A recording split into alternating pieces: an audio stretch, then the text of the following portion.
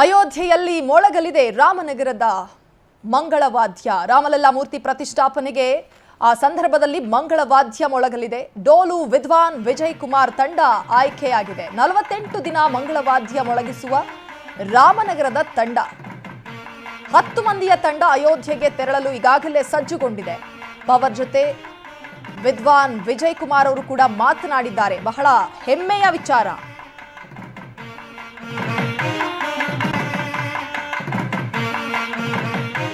ಈ ಕುರಿತು ಡೋಲು ವಿದ್ವಾನ್ ವಿಜಯ್ ಕುಮಾರ್ ಜೊತೆ ನಮ್ಮ ಪ್ರತಿನಿಧಿ ಪ್ರವೀಣ್ ಮಾತನಾಡಿದ್ದಾರೆ. ಏನ್ ಹೇಳಿದ್ದಾರೆ ಅವರು ಕೇಳೋಣ.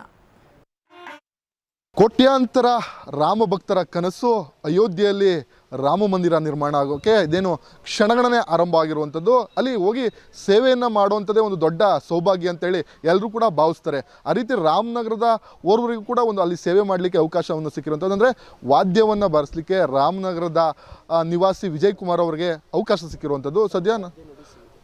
ಸದ್ಯ ನಮ್ಮ ಜೊತೆ ವಿಜಯ್ ಕುಮಾರ್ ಅವರು ಇದ್ದಾರೆ. ಅವ್ರಿಗೆ ಈ ರೀತಿ ಅವಕಾಶ ಹೇಗೆ ಬಂತು, ಜೊತೆಗೆ ಇವ್ರಿಗೆ ಯಾರು ಆಹ್ವಾನ ಕೊಟ್ಟರು, ಅಯೋಧ್ಯೆಗೂ ಇವ್ರಿಗೂ ನಂಟು ಏನಿದೆ ಅನ್ನೋದನ್ನು ಸದ್ಯ ಅವ್ರ ಹತ್ರನೇ ಕೂಡ ಮಾತಾಡುವಂಥ. ಸರ್, ಮೊದಲನೇದಾಗಿ ಶುಭಾಶಯಗಳು. ನೀವು ಅಯೋಧ್ಯೆಗೆ ಹೋಗುವಂಥದ್ದು ಒಂದು ದೊಡ್ಡ ಸೌಭಾಗ್ಯ, ಜೊತೆಗೆ ಅಲ್ಲಿ ಸೇವೆ ಮಾಡಲಿಕ್ಕೂ ಕೂಡ ಒಂದು ಅವಕಾಶ ಸಿಕ್ಕಿರುವಂಥದ್ದು. ಹೇಗೆ ಸಿಕ್ತು ಸರ್ ಈ ಅವಕಾಶ? ಜೈ ಶ್ರೀರಾಮ್. ನಮಗೆ ಅದೇ 15 ದಿವಸಗಳ ಮುಂಚೆ ನಮಗೆ ರಾತ್ರಿ 10 ಗಂಟೆಗೆ ಒಂದು ಕಾಲ್ ಬರುತ್ತೆ. ಗೋಪಾಲ್ಜಿ ಅವರಂತೂ ಅವರು ನಮ್ಗೆ ಗೊತ್ತು, ಅವರು ಕಾಲ್ ಮಾಡ್ತಾರೆ ರಾತ್ರಿ 10 ಗಂಟೆಯಲ್ಲಿ. ಈ ಥರ ಅಯೋಧ್ಯೆ ಕಾರ್ಯಕ್ರಮಕ್ಕೆ ನೀವು ಬರಬೇಕು, 10 ಜನ ಸಂಗಡಿಗರು ತುಂಬ ಬಂದು ಚೆನ್ನಾಗಿ ವಾದ್ಯ ನುಡಿಸ್ಕೊಡ್ಬೇಕು ಅಂಥೇಳಿ ಕಾಲ್ ಮಾಡ್ತಾರೆ ಸರ್. ಹಾಗಾಗಿ ಯಾರ್ಯಾರು ಇರ್ತಾರೆ ಸರ್ ಆ ತಂಡದಲ್ಲಿ, ವಾದ್ಯ ನುಡಿಸುವಂಥ ತಂಡದಲ್ಲಿ? ಪ್ರಮುಖವಾಗಿ ನೀವು ಒಂದು ನಿಮಿಷ. ಅದರಲ್ಲಿ ಏನಂದರೆ 4 ನಾದಸ್ವರ ಮತ್ತು 4 ಡೋಲು, ಒಂದು ಸ್ಯಾಕ್ಸಫೋನ್ ಮತ್ತು ಒಂದು ತಾಳ, ಶ್ರುತಿ, ಒಟ್ಟು 10 ಜನ ಇರ್ತಾರೆ ಸರ್. ಎಲ್ಲೆಲ್ಲಿ ಅವರು ಸರ್ 10 ಜನಗಳು? ಸರ್, ಮೈಸೂರು, ಮೇಲ್ಕೋಟೆ, ಶ್ರೀರಂಗಪಟ್ಟಣ, ಮಂಡ್ಯ ಮತ್ತು ಇಲ್ಲಿ ನಮ್ಮ ರಾಮನಗರದಿಂದ ಎಲ್ಲ ಇಷ್ಟು ಕಡೆಯಿಂದ ಎಲ್ಲ ಒಳ್ಳೊಳ್ಳೆ ವಿದ್ಯಾವಂತರುಗಳು, ವಿದ್ವಾಂಸರುಗಳನ್ನ ಕರ್ಕೊಂಡು ಹೋಗ್ತಾ ಇದ್ದೀನಿ. ಸರ್, ಈ ಅಯೋಧ್ಯೆಗೂ ಈ ವಿಜಯ್ ಕುಮಾರ್ ಅವ್ರಿಗೂ ನಂಟು ಹೇಗೆ ಅನ್ನೋಂಥದ್ದು? ಸಡನ್ನಾಗಿ ಈ ರೀತಿ ಬರಬೇಕು ಅನ್ನೋದೇನಿರಲ್ಲ, ಹಿಂದೆಲ್ಲ ನಿಮಗೆ ಇರುತ್ತಾ, ಹೇಗಿತ್ತು ಅನ್ನೋಂಥದ್ದು? ಸರ್, ನಾನು ತುಂಬ 15 ವರ್ಷಗಳಿಂದನೂ ಕೂಡ ನಾನು ಅಯೋಧ್ಯೆ ಹೋಗ್ತಾ ಇದ್ದೀನಿ. ಪ್ರತಿ ವರ್ಷವೂ ಕೂಡ ರಾಮನವಮಿ ಬ್ರಹ್ಮೋತ್ಸವನ ಅಯೋಧ್ಯೆಯಲ್ಲೇ ನುಡಿಸ್ತಾ ಇರ್ತೀನಿ ಸರ್. ಹಾಗಾಗಿ 4 ವರ್ಷಗಳ ಮುಂಚೆ ನಮ್ಮ ಟ್ರಸ್ಟಿಯವರಾದ ಚಂಪತ್ ರಾಯ್ ಮತ್ತು ಗೋಪಾಲ್ಜಿಯವರು ಬಂದು ಒಂದು ಸಲ ಹೀಗೆ ವೀಕ್ಷಣೆ ಮಾಡ್ತಾರೆ.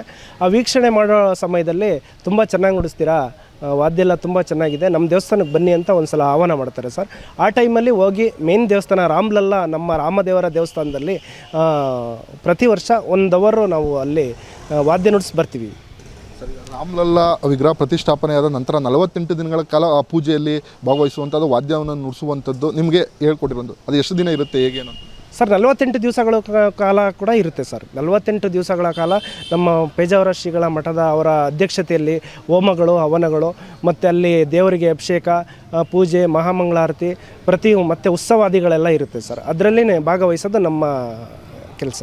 ಸದ್ಯ ಇದಿಷ್ಟು ವಿಜಯ್ ಕುಮಾರ್ ಅವರು ಹೇಳೋವಂಥದ್ದು. ಅಂದರೆ ನಮಗೆ ಸಿಕ್ಕಿರುವಂಥದ್ದು ಸೌಭಾಗ್ಯ. ಕೋಟ್ಯಾಂತರ ಭಕ್ತರ ಮಧ್ಯೆ ನಾವು ಕೂಡ ಸೇವೆ ಮಾಡಲಿಕ್ಕೆ ನಮಗೊಂದು ಅವಕಾಶ ಸಿಗ್ತಿದೆ. ಹಾಗಾಗಿ ನಾವು 48 ದಿನಗಳ ಕಾಲ ಅಲ್ಲಿದ್ದು ಆ ಒಂದು ಸೇವೆಯನ್ನು ಮಾಡಿಕೊಡ್ತೀವಿ ಅಂತ ಹೇಳ್ತಾ ಇರೋವಂಥದ್ದು. ರಾಮನಗರದಿಂದ ಪ್ರವೀಣ್ MH, ಪವರ್ TV.